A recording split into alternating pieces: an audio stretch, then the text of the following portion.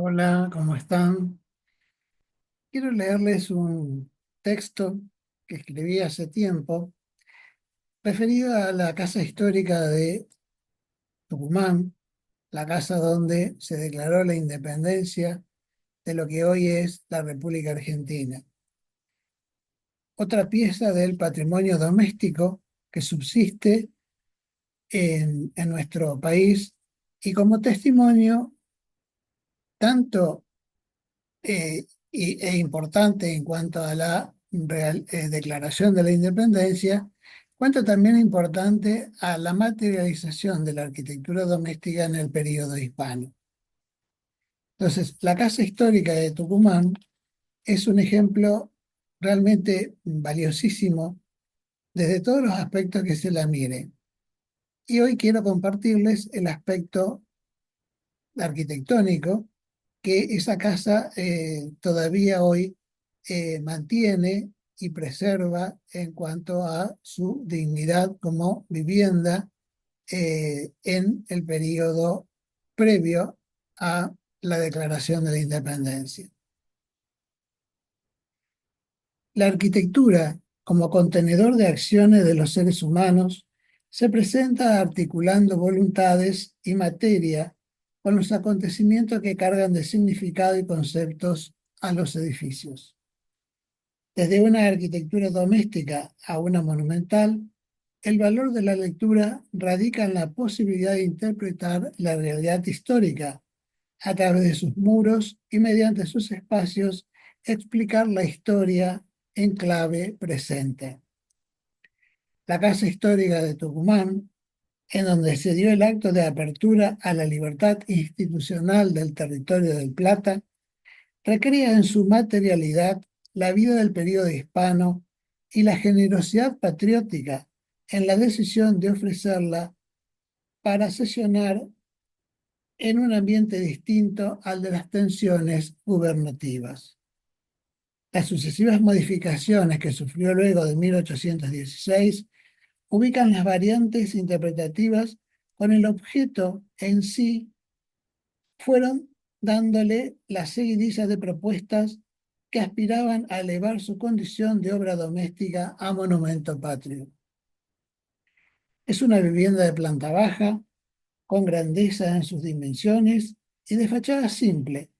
con pocas ventanas enrejadas, sin más adorno que un inmenso portal de ingreso, lejano recuerdo a la herencia hispanoárabe de destacar los accesos principales, embellecido por columnas helicoidales o salomónicas, sucesión de molduras, cornisas y pedestales de ladrillo. Traspasada la puerta principal, un zaguán con amplios locales a sus lados destinados, por lo general, a actividades comerciales, conducía al primer patio rodeado de habitaciones. Al no contar con galerías en sus lados perpendiculares a las estancias del frente, se cerraba con un cuerpo donde se encontraba la sala y el comedor. Estas habitaciones fueron unificadas para contar con un vasto lugar para las reuniones del Congreso y se realizaron otras mínimas refacciones para adecuar la vivienda a sede deliberativa. Luego de finalizar las actuaciones del Congreso de Tucumán y con el traslado de las funciones a Buenos Aires, la vivienda prolongó su destino de casa-habitación en los descendientes de los Laguna, hasta que en 1874 el gobierno nacional adquirió la propiedad. La fotografía de la fachada en su sector principal del ingreso, tomada por Ángel Pagarelli en 1870, devino una imagen simbólica de libertad e independencia de la nación. Aunque con el paso a propiedad nacional, se emprendieron transformaciones que desdibujaron la antigua casona patriarcal tucumana. El espacio albergó las oficinas del Juzgado Nacional y del Correo y Telégrafos, y con las intervenciones en 1870, según plano del ingeniero Federico Stabelius, y obras en 1880 por la empresa Berrea y Caminal, la fachada fue desvirtuada en su lenguaje hispánico, Se adoptó un lineamiento estilístico italianizante que reformuló un frontis clásico coronado con dos leones, además de demolerse el ala derecha del primer patio. El salón histórico permaneció cerrado, sin uso ni modificaciones, y en letargo hasta que en 1891 Estanislao Ceballos, director general de Correos y Telégrafos, elevó un informe sobre el estado en que se encontraba, cubierto de polvo y con humedad, aunque blanqueado, abierto solo a los visitantes, por el guardián Borja Espejo. En 1896 se logró retirar de la casa histórica al correo y telégrafos, aunque significó el abandono del edificio al arbitrio de los cuidadores, que se ocupaban solo de mostrar la sala de la jura en estados de dejadez. El edificio fue nuevamente intervenido en el inicio del siglo XX, durante la segunda presidencia de Roca, momento en que se realizó una insólita obra de homenaje a los congresistas, demoliendo toda la casa y salvaguardando a la sala de la jura dentro de un pabellón con cubierta vidriada, precedida por un atrio embellecido por los dos altos relieves de la escultora tucumana Lola Mora. Esta sala de superviviente en la casona posibilita especular sobre el tiempo del auge del pensamiento positivista y el ideario liberal, con resultado de artefacto arquitectónico de dudoso gusto afrancesado que, popularmente, fue llamado quesera, al relacionar sus formas con las del cristal que resguardaba a los derivados lácteos. Tal era la desfiguración de la importancia emblemática de la habitación, aislada como un objeto anecdótico. La reinterpretación del portal perdido, mediante los estudios del arquitecto Cronfuss en 1916, sumó potencialidad al debate teórico sobre la arquitectura nacional, y en 1927 Ángel Guido lo recreó en la casa diseñada para Ricardo Rojas en Buenos Aires. Era una clara propuesta de una nueva exégesis de la historia americana, bajo la visión nacionalista hispana y católica. Con estos postulados, Guido proyectó la reconstrucción en 1936 de los dos patios de la antigua casa con el marco de su plan regulador para Tucumán. Poco después, en 1940, el arquitecto Mario Busquiazo recibió el encargo de la Comisión Nacional de Monumentos y Lugares Históricos para que proyectase la reconstrucción de la casa, que se realizó mediante la fotografía de Paganelli y los planos de 1874 existentes en la Dirección Nacional de Arquitectura, junto con los testimonios de la tradición histórica. Con materiales de demolición, Busquiazo realizó una nueva fachada similar a la original, y su inauguración en 1943 se rescata el mérito de evitar ejecutar detalles imposibles de verificar sin documentación cierta, más que la icónica y única fotografía de 1870, aunque ello significó una merma en la belleza del portal.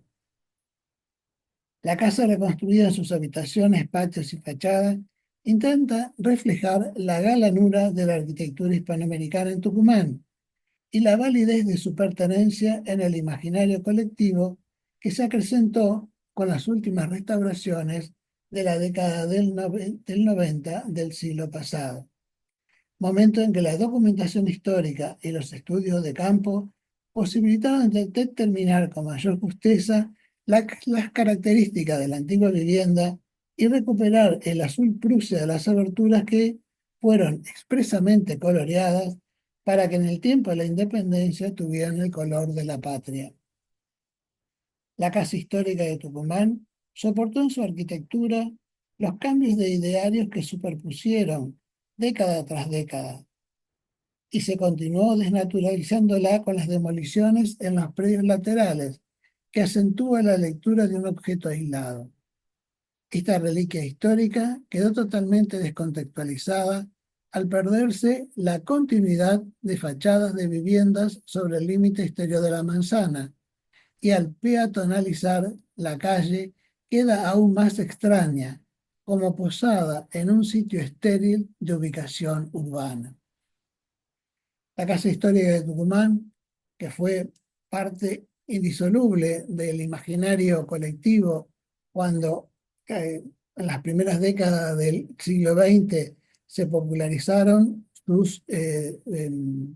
referencias gráficas a través de las revistas infantiles, principalmente la vieja revista Villiquen, que inmortalizaba el acto de la jura en una dimensión de la recreación hasta exaltada en el patriotismo de aquellos que se agolpaban en los ventanales de la casona para proclamar la independencia, nos sigue mostrando que el objeto arquitectónico, y si es el objeto arquitectónico dentro de un medio urbano con mayor fuerza aún, posibilita reconstruir en la memoria de cada uno aquellos espacios que en su momento dieron origen o albergaron situaciones propiciatorias, sea como en este caso de la emancipación nacional de la corona española, como en otros innumerables casos donde algún suceso inmortalizó tanto al edificio como al sector urbano en donde aconteció. Le dejo también la idea de bucear en esta gran fuente de información que es Internet para ver las fotografías más antiguas o los dibujos infantiles que recrearon en el siglo pasado esta gesta eh, sobre, sobre todo en la necesidad de encontrar que parte de esa historia es una historia que nosotros debemos rescatar con la mayor objetividad posible. Y digo una parte porque la totalidad de la historia se puede nutrir, se puede ver, se puede absorber en la medida que uno tenga un pensamiento histórico más abstracto, más despojado de las individualidades y de las ideas de cada uno. O sea, la historia no siempre es totalmente objetiva, pero hay que ser lo más objetivo posible y generalmente en la arquitectura hay un alto grado de objetividad para poder leer la historia. Muchas gracias por la compañía y nos vemos en la próxima.